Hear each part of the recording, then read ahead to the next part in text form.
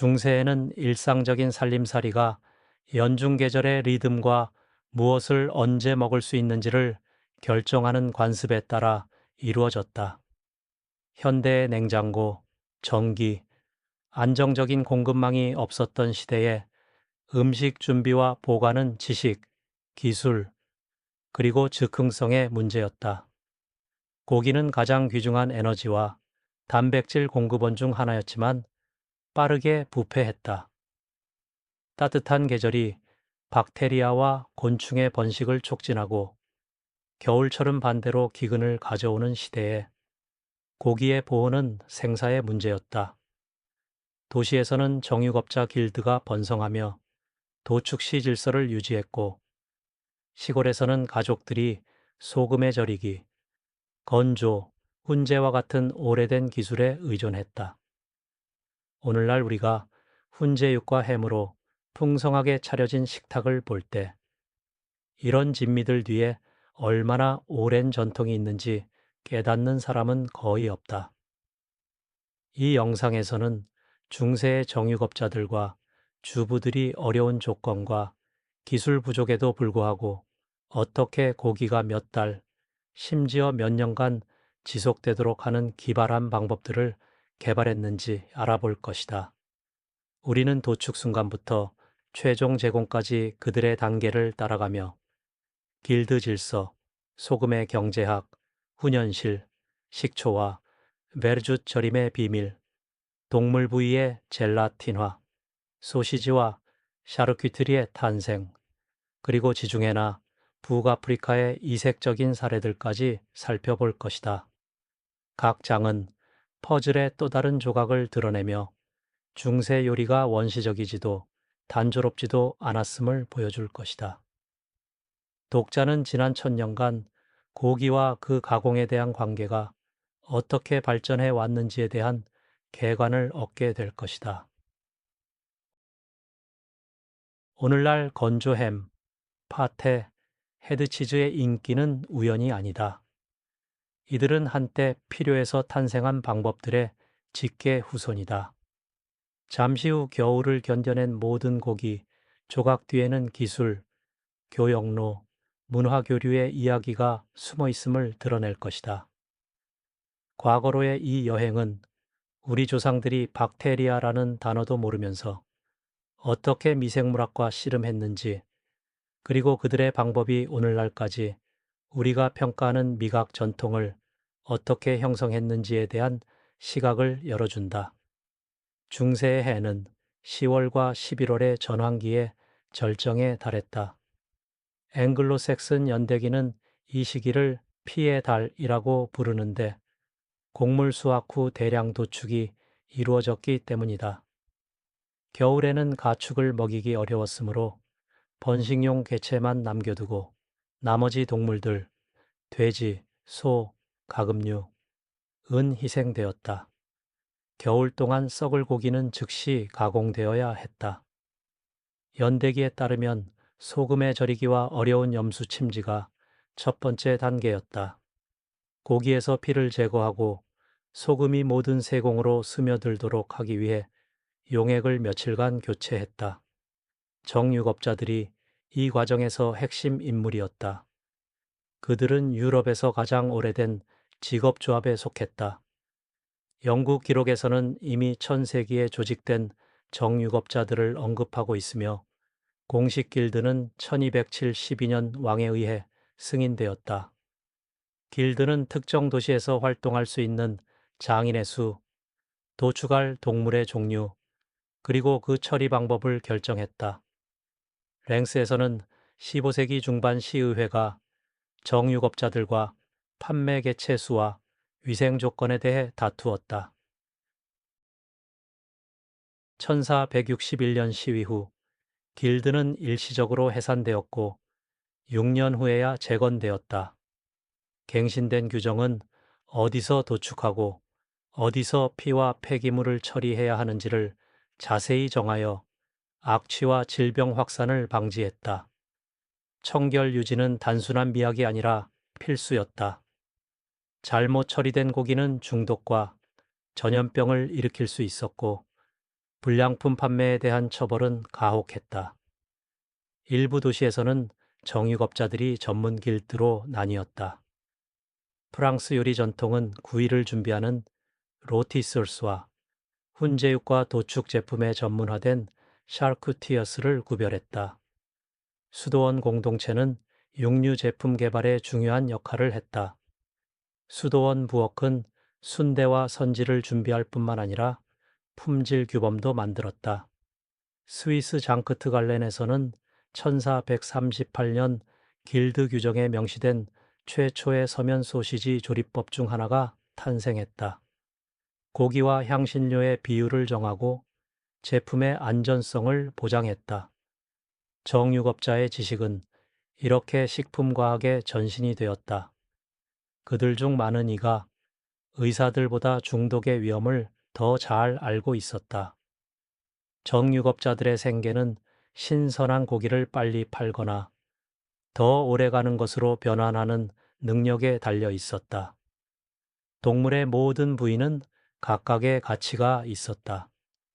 최상의 부위는 귀족의 식탁으로, 지방과 비계는 훈제육 제조에 사용되었고, 남은 부분은 헤드치즈나 프레스햄으로 변환되었다. 곧 이 관행의 기반이 된 하얀 결정질 물질인 소금에 대해 깊이 들어가 보겠다. 소금이 없었다면 중세 정육업자들은 기본 문제, 박테리아, 곰팡이, 곤충이 고기를 손상시키는 것을 어떻게 막을 것인가를 해결할 수 없었을 것이다. 소금은 수분을 제거하고 병원균이 생존할 수 없는 환경을 만든다. 이 간단한 화학은 두 가지 주요 기술을 탄생시켰다. 건식 염장과 염수 절임. 건식 방법에서는 고기 조각들을 통에 쌓고 소금층으로 사이사이를 채웠는데 종종 색깔을 개선하는 질산칼륨과 섞었다. 이 방법은 예를 들어 베이컨과 햄 보존에 사용되었다. 이렇게 수년간 보관할 수 있었다. 요리 전에는 고기에서 소금을 씻어내야 했는데 그렇지 않으면 먹을 수 없었다. 습식 염수에서는 반대로 강한 소금 용액을 준비했는데 때로는 허브, 향신료, 꿀로 맛을 냈고 여기에 고기를 며칠 또는 몇 주간 담갔다. 생성된 소금 호수는 매 도축 후 갱신되었고 가족의 보물이 되었다. 집들은 여러 세대에 걸쳐 사용되는 염수통을 가지고 있었다. 그러나 소금은 값싸지도 쉽게 구할 수 있지도 않았다. 많은 지역에서 소금은 염광에서 채굴되거나 염수에서 증발시켜 얻었다. 운송은 어려웠고 세금은 높았다. 프랑스에서는 1286년 가베라 주민들이 고정 가격으로 일정량의 소금을 구매하도록 강제하는 의무세가 생겨났다. 이는 큰 지역적 차이를 가져왔다. 파리에서 소금 한 파운드는 브르타뉴보다 20배나 비쌌다. 밀수업자 무리가 생겨났고 가베라는 프랑스 혁명에 기여한 불씨 중 하나가 되었다. 영국의 위치, 전미사나 독일의 솔츠, 접두사가 붙은 도시들은 그곳에서 소금이 거래되었음을 증명한다. 따라서 정육업자들과 농가는 소금을 위해 싸워야 했고 신중하게 배분해야 했다. 기본 비용이 어떤 고기 부위를 염장할지, 어떤 것을 차라리 신선하게 소비할지를 결정했다. 상류층에서는 소금을 생선, 버터, 치즈 절임에도 사용했고, 하류층에서는 주로 도축과 훈제육을 위해 사용했다. 영국 연대기에 따르면 예를 들어 염장 버터는 오래 지속되도록 무게의 10%까지 염장했다. 겨울에 온도가 떨어지면 소금통은 지하실이나 아이스하우스, 그늘에 파서 나무로 보강한 간단한 구덩이로 옮겨져 미생물의 분해 작용을 늦추었다. 염수는 때때로 단 재료와 결합되었다. 건조육, 카드나 모로코 변형, 구에띠드에 대한 아랍 조리법은 소금을 식초와 향신료와 결합하고 고기를 햇볕에 매달기 전 반나절 재운다. 북유럽에서는 염수에 설탕이나 꿀을 넣어 더 부드러운 맛을 냈다. 건조육과 훈제에 대해서는 곧 알아볼 것이다. 정육업자들이 소금의 맛뿐만 아니라 연기도 어떻게 활용했는지 살펴보겠다. 염장 통조림은 고기를 오래 먹을 수 있게 유지했지만 매우 작고 시간이 많이 걸리는 담금이 필요했다. 따라서 모든 사회 계층에서 수분을 제거하고 고기의 향을 더하는 다른 기술들이 확산되었다. 공기 건조는 가장 오래된 방법 중 하나였다. 고기 조각을 얇은 판이나 띠로 자르고 통풍이 잘 되는 다락방, 그늘진 다락이나 밖에서 햇볕에 매달았다. 종종 향나무나 전나무 가지에 달아 은은한 향을 내게 했다. 스칸디나비아에서는 건조로 스톡핏이나 클립핏이, 얼음바람에 말린 무염 대구 필레를 만들었고, 안데스에서는 비슷한 기술로 차르퀴 형태의 라마를 말렸다. 영국 부엌에서는 얇은 쇠고기나 사슴고기 조각에 소금을 뿌리고 화로 위에 매달았다. 이렇게 오늘날의 것과 비교할 수 있는 저키가 만들어졌다. 훈제는 건조와 연기를 결합했다. 정육업자들은 고기를 매달고 그 아래에서 경목을 천천히 태우는 훈연실을 지었다. 연기는 항균 효과가 있는 페놀과 포름알데히드를 포함하고 고기에 훈제 향을 더한다. 중세 사료에 따르면 훈제는 종종 짧은 염장 후에 행해졌다. 영이는 잔여 수분을 제거하고 자연스럽게 곤충을 쫓았다. 훈제 베이컨, 햄, 소시지는 건조한 다락에 매달아 몇 달간 먹을 수 있다는 장점이 있었다. 훈제육은 수프에 향신료로 사용되어 신선한 채소에 맛을 더했는데, 이는 훈제 베이컨 한 조각이 리크 수프나 죽에 첨가되었다는 기록에 증명되어 있다.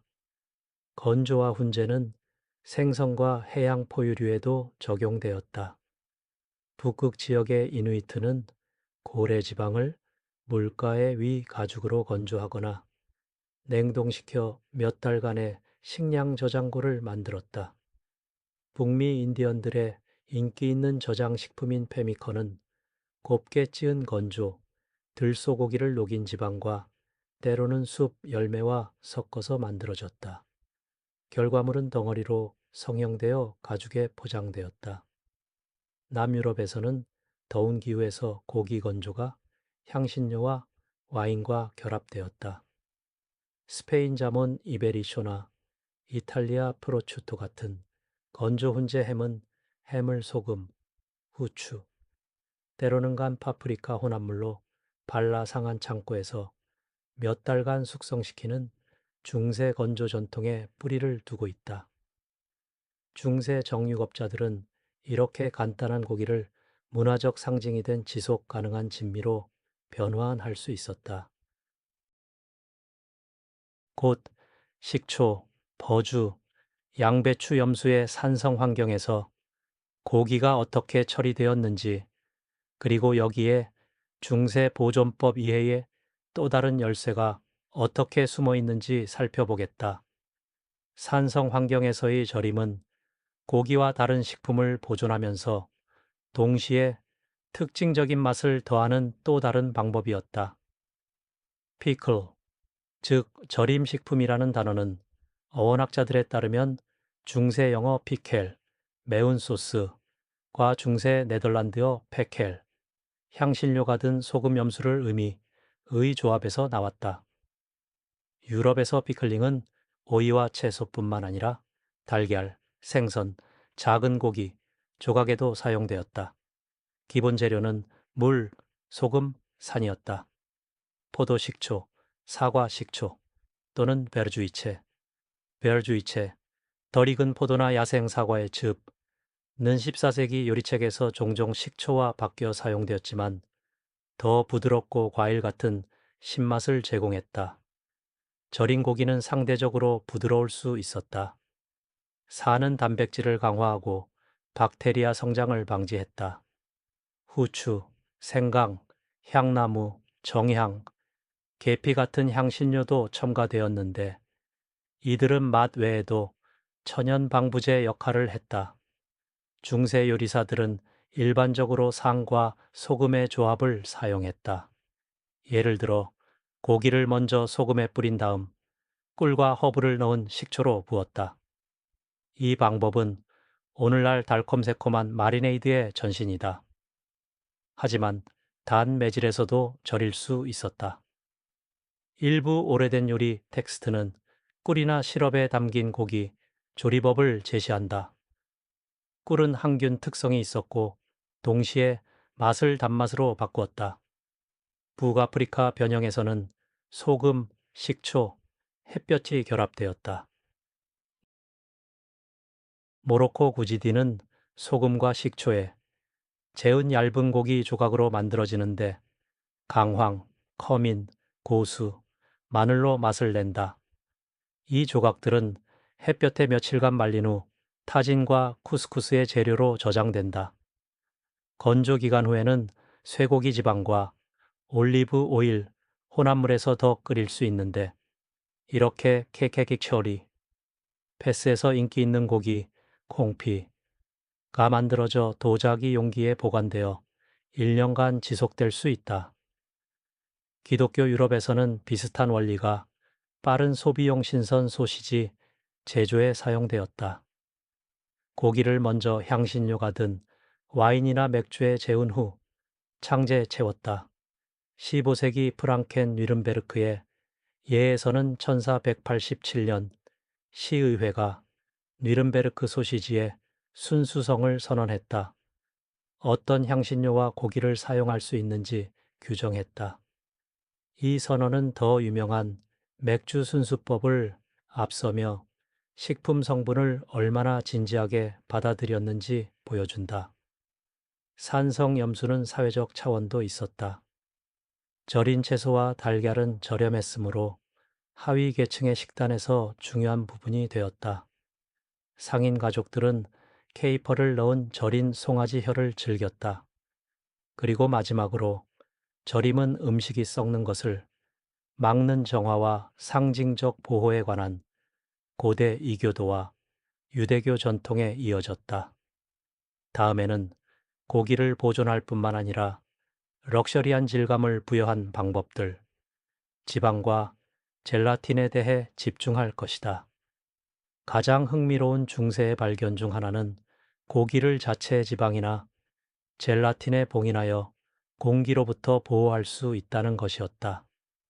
이 방법을 콤피 또는 지방 침지라고 부를 수 있다.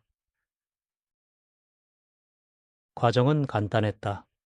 고기 조각에 소금을 뿌리고 자체 라드나 지방에서 천천히 끓인 후 모든 부분이 잠기도록 지방 혼합물을 부었다. 굳은 후 지방은 공기 접근을 막는 밀폐 봉인을 만들었다. 비슷한 기술은 고대에도 알려져 있었지만 중세에 확산되어 샤르퀴트리 공예를 탄생시켰다. 프랑스어 샤르쿠테리, 찰추테리에는 체어 츄이트, 조리된 고기라는 표현에서 나왔고 파테, 테린, 갈랑틴, 리에트, 콤피오리 같은 제품을 가리킨다. 15세기 사료에 따르면 파리에서 샤르퀴티의 길드가 형성되어 이런 제품의 품질과 청결을 감독하고 날고기와 조리된 고기를 섞어서는 안 된다고 보장했다. 콤피가 유일한 변형은 아니었다. 중세 영국과 프랑스에서는 젤라틴 요리도 준비되었다. 기본은 콜라겐이 풍부한 돼지다리, 귀, 가죽이나 송아지 머리였는데 국물이 단단한 젤라틴으로 굳을 때까지 오래 끓였다. 여기에 조리된 고기와 채소 조각을 넣고 굳은 후 접시를 얇은 지방층으로 덮었다. 이런 형태의 아스픽은 차가운 저장고에서 며칠에서 몇 주간 보관될 수 있었다. 14세기 귀족 조리법은 와인과 박하를 넣은 아스피글 잔치상의 상쾌한 진미로 권장하고 하루 전에 준비할 수 있다고 언급한다. 젤라틴에 식초나 버주를 첨가하면 산도가 높아져 지속성이 연장되었다. 비슷한 원리에서 고기 헤드치즈와 햇치즈, 독일에서는 술채로 알려진 도 나왔다. 조리되어 다진 고기, 주로 머리, 족발, 무릎을 젤라틴이 든 국물과 섞어 틀이나 창제 압축했다. 역사학자들에 따르면 헤드치즈 제조는 15에서 16세기 유럽 전역에 퍼져 동물의 모든 부분을 활용할 수 있게 했다. 최종 제품은 운반하고 자르고 차갑게 제공할 수 있었으며 젤라틴 덕분에 고기를 산화로부터 보호하는 장벽이 만들어졌다. 지방 보존은 시골에서도 중요한 역할을 했다. 갓 구운 고기를 도자기 단지에 넣고 녹인 라드를 부었다. 이 단지들은 온도가 낮고 안정적으로 유지되는 이른바 습식 저장고, 냉각된 방이나 지하실에 보관되었다. 내벽은 종종 돌이나 나무로 되어 있었고 차가운 공기가 흐를 수 있도록 북쪽을 향한 환기구가 뚫려 있었다. 마찬가지로 지중해 주민들도 했다. 모로코 케걸실리는 쇠고기 지방과 올리브 오일 혼합물을 부어 곤충과 산소를 쫓는 단단한 지방을 만들었다. 중세 정육업자들은 이렇게 지방과 젤라틴을 맛뿐만 아니라 물리적 장벽으로도 활용했다. 이 영상에서는 이런 기술에서 현대 파테와 테린이 어떻게 발전했는지, 우리 조상들이 어떻게 이들을 대했는지 알아볼 것이다. 그 전에 또 다른 매혹적인 방법인 발효와 소시지를 살펴보겠다. 발효는 박테리아와 효소가 탄수화물과 단백질을 변환하여 불어난 미생물의 성장을 방지하는 산성 환경을 만드는 과정이다.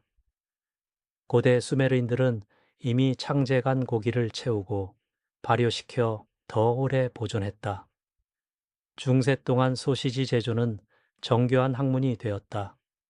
베네딕트와 시토회 수도원의 수사들은 고기, 내장, 피, 소금, 향신료의 비율을 연구했고 그들의 조리법은 도시 길드로 퍼졌다. 독일 장크트 갈렌의 수도원 부엌은 예를 들어 비루트워스트, 도축 후마다 피를 활용해 아무것도 낭비하지 않기 위해 준비된 선지 소시지를 만들었다.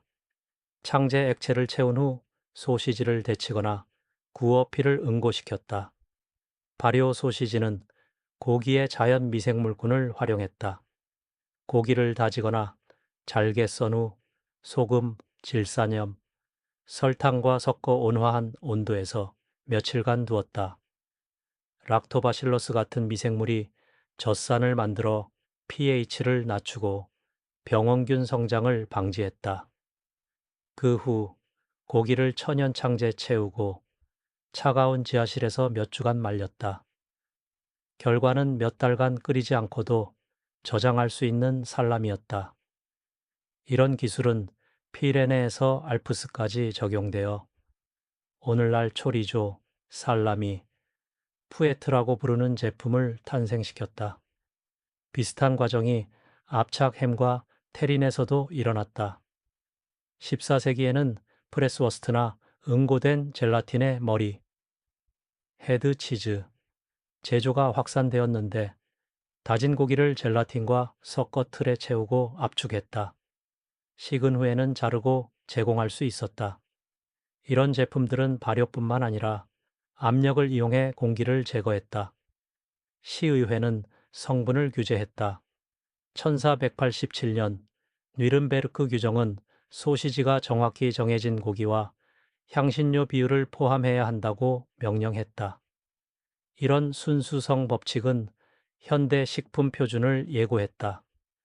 샤르퀴트리는 도시 요리의 상징이 되었다.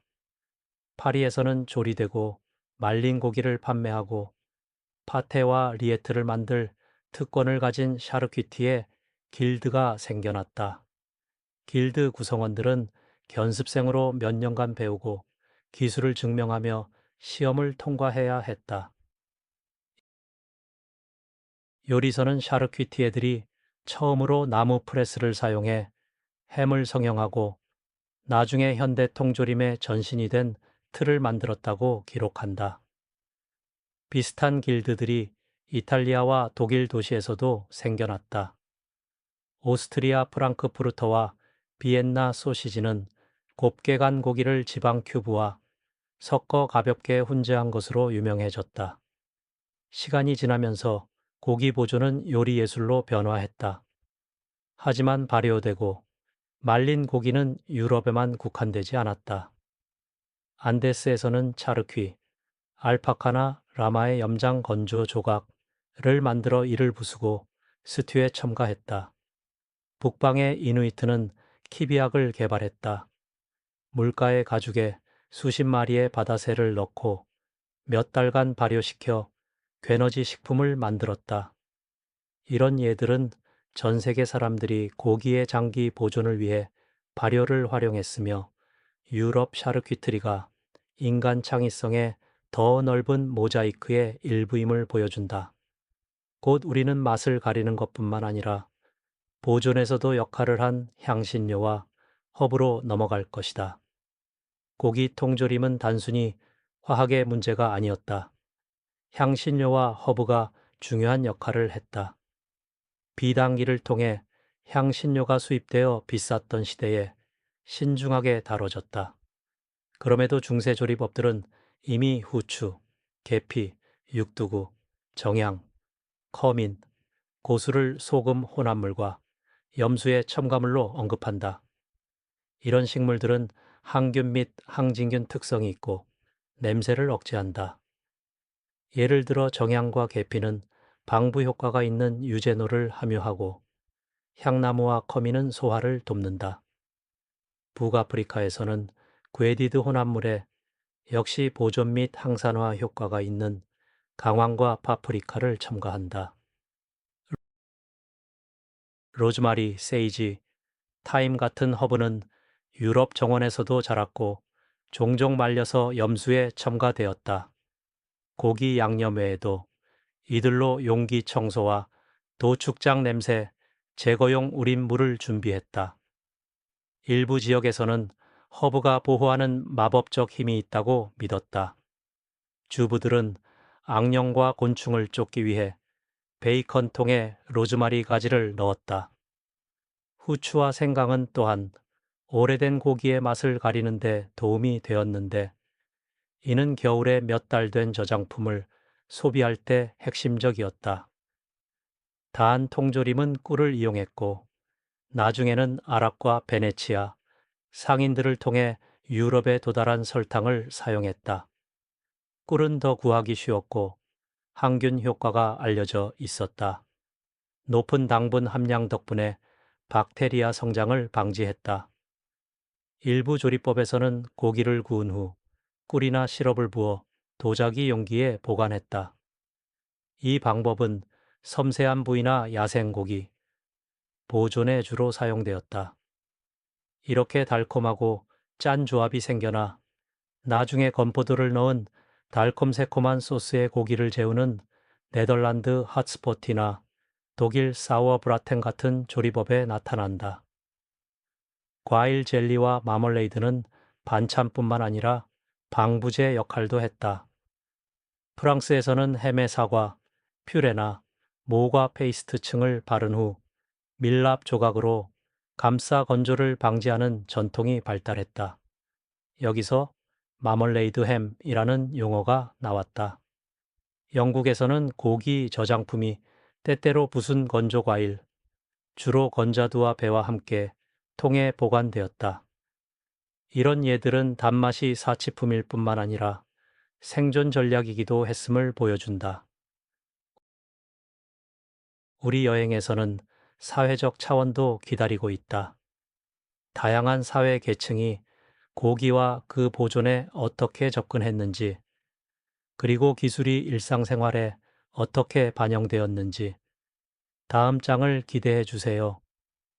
고기는 중세의 부의 상징적이면서 실질적인 표시였다.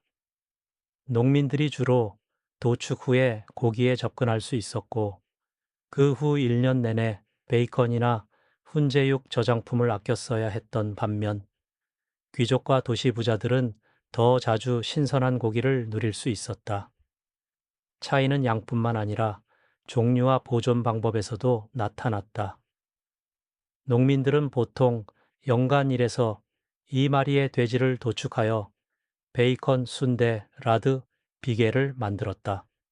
이런 제품들은 소금통에 넣거나 지방층 아래 보관되어 수프와 죽의 기본이 되었다.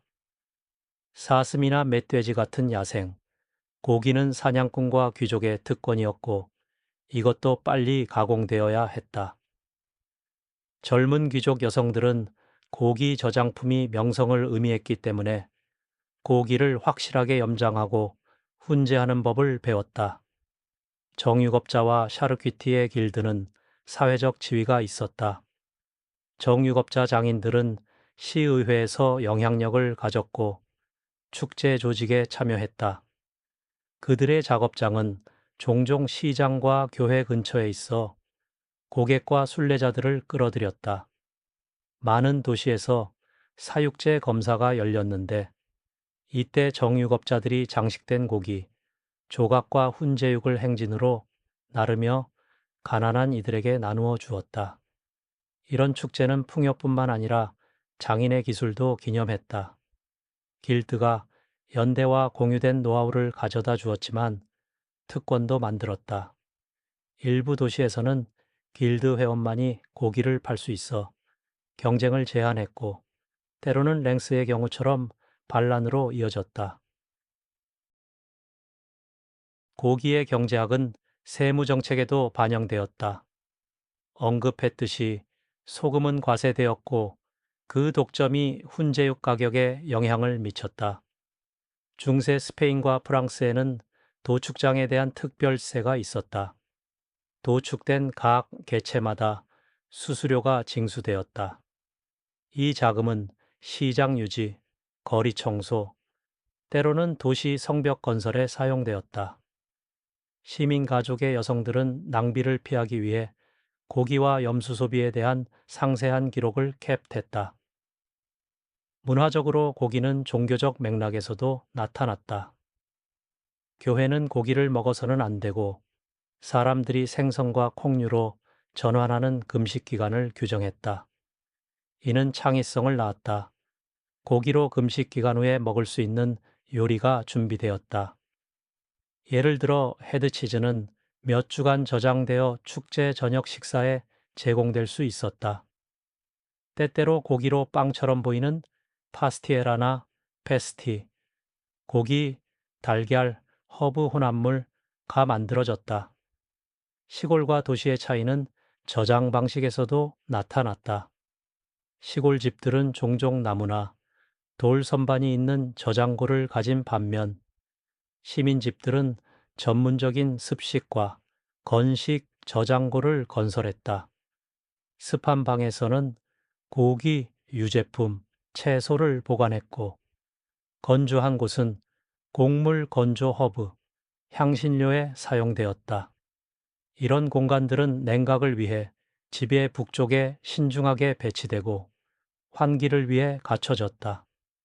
가난한 가족들에게 저장고는 벽의 틈이나 지프로 깔고 판자로 덮은 땅의 구멍을 의미했다.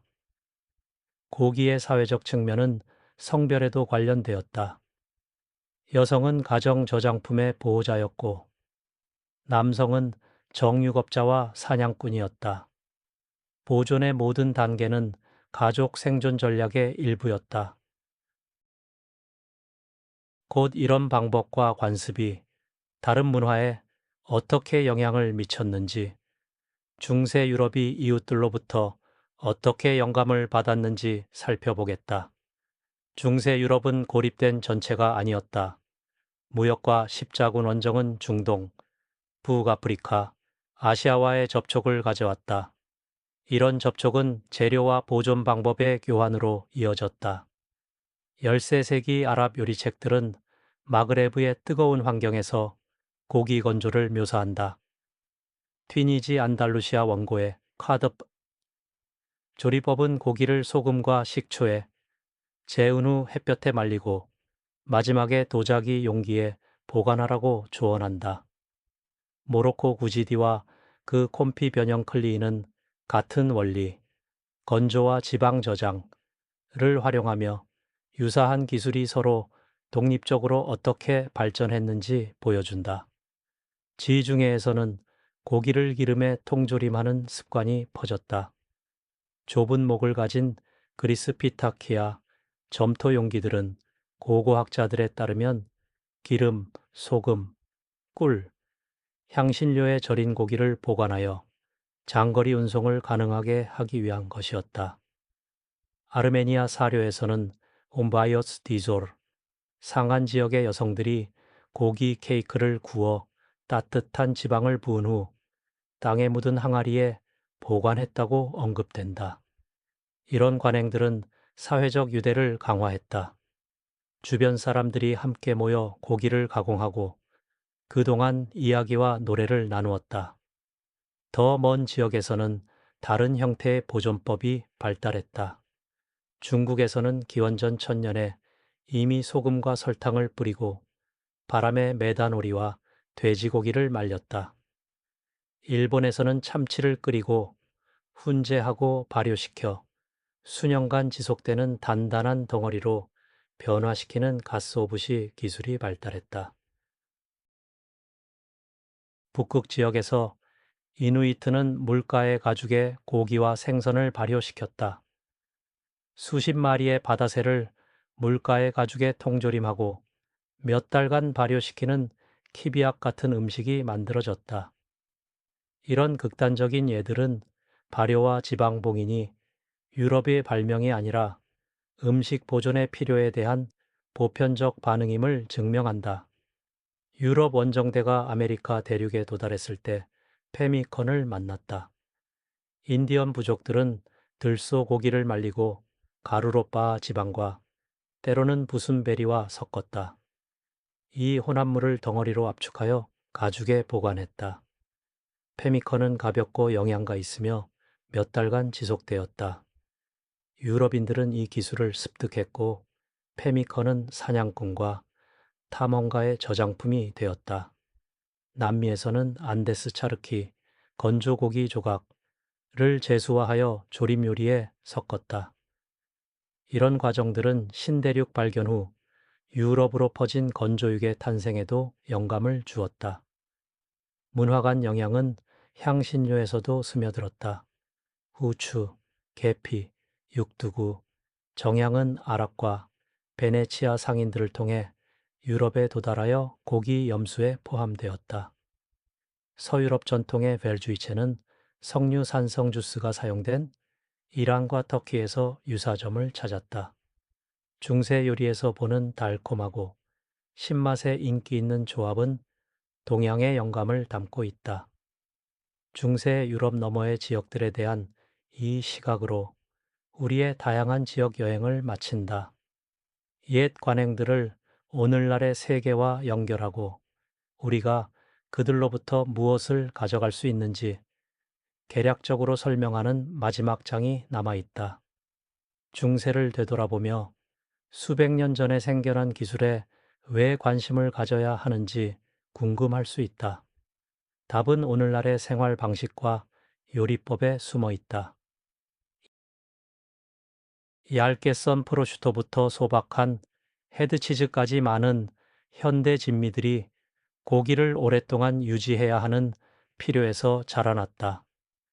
오늘날 와인바에서 샤르퀴트리를 맛볼 때 접시에서 우리는 동물의 모든 부분을 활용하고 부패를 피하는 방법을 발견한 중세 정육업자들과 수사들의 유산을 만난다. 현대 기술이 냉장고와 냉동고를 제공하지만 보존의 원리는 동일하다. 수분 제한, pH 낮추기, 음식을 산소로부터 격리, 천연 방부제 활용. 이 영상에서는 또한 고기의 문화적 의미가 보이는 것보다 강하다는 것을 보여주었다. 콤피, 발효, 식초 절임 같은 기술들은 단순한 요리 기교가 아니다. 이들은 창의성, 적응, 지식 공유에 대한 이야기다. 세계가 열리고 요리가 교차하는 시대에 모로코 케일에 의해서 북유럽 페미컨까지 많은 방법이 보편적임을 알 수 있다. 전체 동물을 활용하려는 오늘날의 전항비 운동은 우리 조상들에게 당연했던 전통에 이어진다. 마지막으로 중세 보존 방법들이 죽지 않았다는 점이 언급할 가치가 있다. 농부들과 장인들이 높은 부가가치를 가진 지역 제품을 만들기 위해 오래된 기술을 재발견하고 있다. 훈제육 제조, 발효, 라드 가공 과정은 지속 가능하고 진정한 음식을 찾는 사람들 사이에서 인기가 있다. 소금, 연기, 산, 지방의 활용은 단순한 향수가 아니다. 이는 우리 역사를 이해하고 음식과의 관계를 강화하는 길이다. 수세기에 걸친 이 여행에 함께 해주셔서 감사합니다. 중세 정육업자들이 어떻게 고기 부패를 방지했는지가 매력적이었다면 영상의 좋아요를 누르고 친구들과 공유해 주세요. 그들도 우리 요리 유산이 숨기고 있는 비밀을 알 수 있도록 말입니다.